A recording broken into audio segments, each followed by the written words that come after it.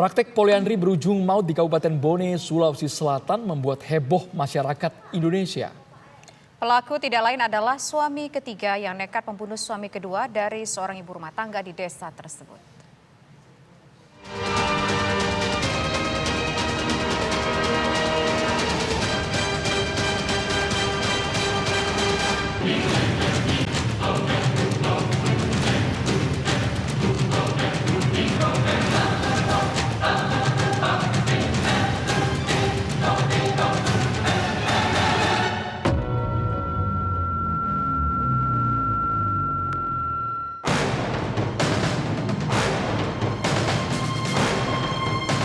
Sosok Suryani, wanita berusia 22 tahun asal Bone, Sulawesi Selatan, mendadak menjadi buah bibir setelah sang suami tewas akibat luka tusukan.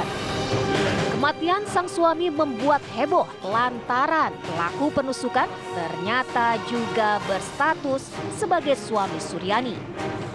Korban Abrar Sulfandi ternyata merupakan suami kedua Suryani, sedangkan pelaku Sanudin adalah suami ketiganya. Usut punya usut, wanita muda ini melakukan praktik poliandri atau pernikahan dengan lebih dari satu suami. Polisi menyebut dugaan motif asmara di balik pembunuhan tersebut. Sebelum kejadian, Suryani menceritakan suami ketiganya marah besar akibat mendengar percakapan telepon dirinya dengan suami kedua. 20 Agustus 2023, korban saat itu menelpon Suryani untuk mengajak anaknya pulang ke Bulukumba. Pelaku yang tak terima menusuk korban yang sedang tertidur di rumah, kemudian melarikan diri. Soalannya sebenarnya kan seperti apa? Sampai itu saja dia dengar, ini yang suami ketiga aku itu saja dia dengar langsung dia marah. Waktunya menelpon Abrar Sulfandi. Mengatakan bilang pelaco, itu dia dengar, baru dia marah. Pergi kemana? Izinnya dia mau pulang, rumahnya berak. Itu saja. Terus enggak balik-balik? Enggak balik-balik. Iya. Sempat dia ngomong apa waktu pas dengar dia bilang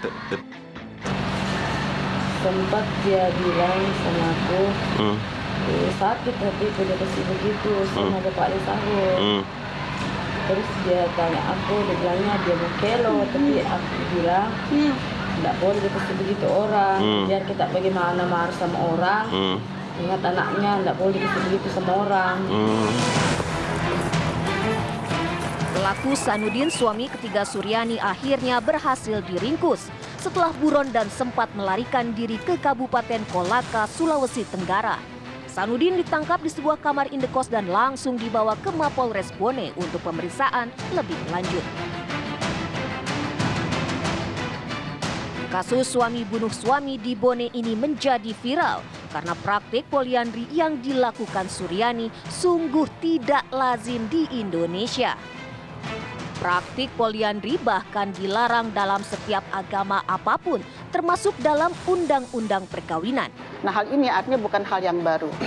Nah, mengapa itu sering terjadi? Karena memang mereka belum paham benar atau mungkin tidak mau tahu tentang hukum yang berlaku. Nah, sebetulnya poliandri itu dilarang di dalam agama apapun di Indonesia ini, termasuk dalam undang-undang perkawinan. Nah, sah menurut hukum agamanya seperti itu adalah diantaranya adalah tidak boleh, katakanlah di sini kalau perempuan terikat perkawinan dengan yang lain. Tidak boleh melakukan poliandri. Ada di mana? Adalah pasal 9 dari Undang-Undang Perkawinan. Secara umum di dalam Undang Perkawinan, jadi orang yang terikat dengan perkawinan tidak boleh melakukan perkawinan lagi, kata dengan yang lain, kecuali yang ditentukan dalam pasal 3 ayat 2, pasal 4, pasal 5.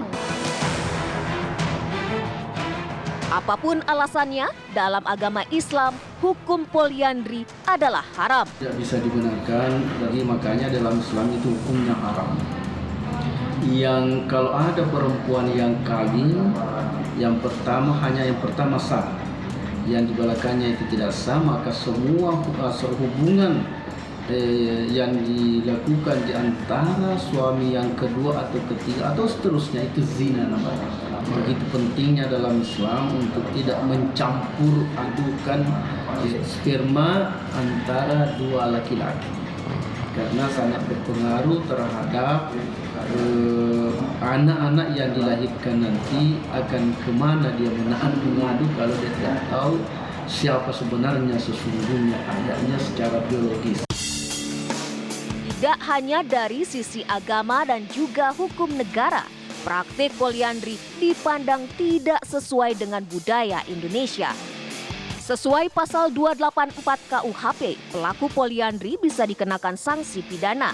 Lalu bagaimana dengan Suryani? Bisakah dirinya ikut terjerat pidana setelah praktik poliandri yang dilakukannya terkuak pasca kematian sang suami?